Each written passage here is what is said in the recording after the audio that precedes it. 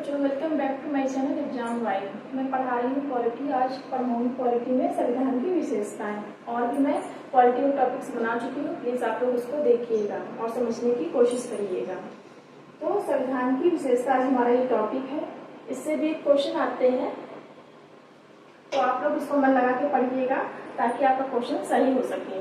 तो सबसे पहले क्या है, भारतीय संविधान की विशेषता है सबसे लंबा और लिखित संविधान है। भारतीय संविधान कैसा है? सबसे लंबा है और लिखित है। जैसे ब्रिटेन का अलिखित है, अमेरिका का लिखित है, तो भारत का लिखित है। तो क्वेश्चन आता है सबसे लंबा संविधान कौन सा है? भारत का है। दूसरा क्या है? आंतरिक एवं बाह्य स्रोत।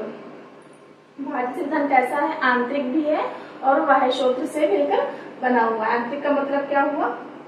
ब्रिटिश शासन के दौरान जो अधिनियम भारत आए वो आंतरिक कहलाए।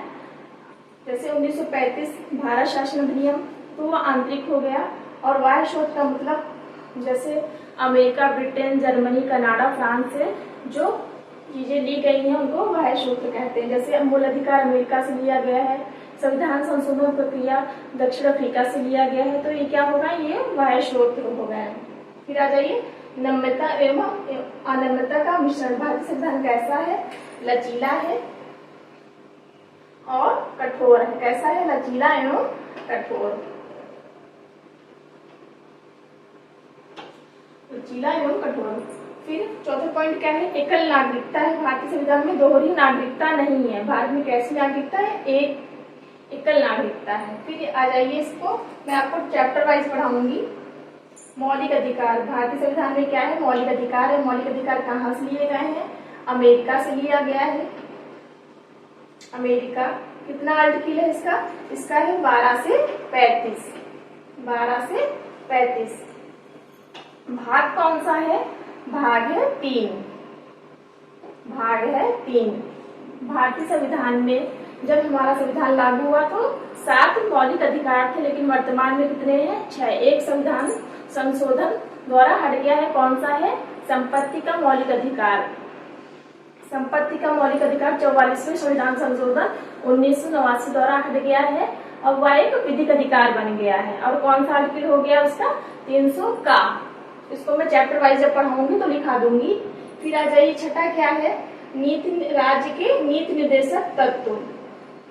इसकी क्या विशेषता है? ये कहाँ से लिया गया है?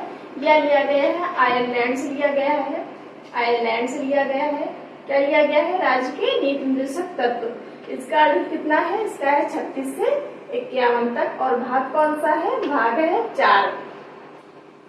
फिर आ जाइए मौलिक कर्तव्य। भारतीय संविधान में जब हमारा संविधान लागू हुआ तब मौलिक कर्तव्य नहीं थे। मौलिक कर्तव्य बाद में जोड़े गए थे। कब जोड़े गए थे?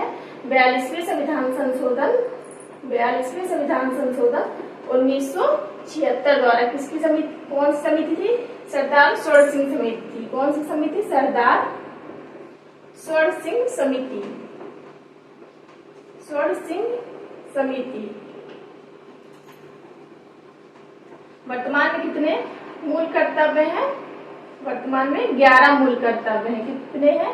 और 11 मूल कर्तव्य। और मौलिक कर्तव्य कहाँ से लिए गए हैं? ये लिए गए हैं रूस से। कहाँ से लिए गए हैं? रूस से।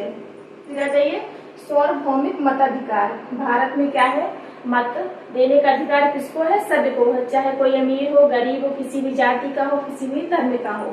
पहले इसकी उम्र कितनी थी? 21 वर्ष थी,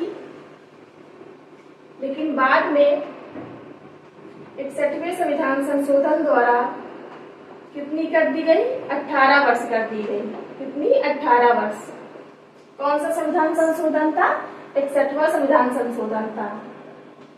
फिर आ जाइए स्वतंत्र निष्पक्ष न्यायपालिका। भारतीय संविधान में न्यायपालिका क्या है? निष्पक्ष है, मतलब स्वतंत्र है। उसको किसी भी चीज पे वो हावी नहीं हो सकती है। तो क्या हो जाएगा? न्यायपालिका कैसी है? स्वतंत्र है। फिर आ जाइए संसदीय शासन प्रणाली। भारतीय संविधान की क्या विशेषता है? संसदीय शासन प्रणाली, मतलब संसद में क्या क्या अंग है? संसद 3 चीजों से मिलकर बनी है। किससे किससे? लोकसभा, राज्यसभा, इसको मैं पढ़ाऊंगी आगे सब, राज्यसभा और राष्ट्रपति। तो संसद किससे मिलकर बनी है? लोकसभा, राज्यसभा और राष्ट्रपति। संसद का कितना आर्टिकल है? इसका आर्टिकल है 79, राष्ट्रपति का 52। फिर आ जाइए, त्रिस्तरीय शासन कैसा है भारतीय संविधान? त्रिस्तरीय शासन है, मतलब विश्व में क्या है इसको समझिएगा। त्रिस्तरीय शासन का मतलब परिसंघ, ये विश्व का है, केंद्र और राज्य। लेकिन भारत में क्या है? भारत में है, भारत में क्या है? भारत में 3 है, त्रिस्तरीय है, केंद्र, राज्य एवं स्थानीय स्वशासन। क्या है? स्थानीय स्वशासन।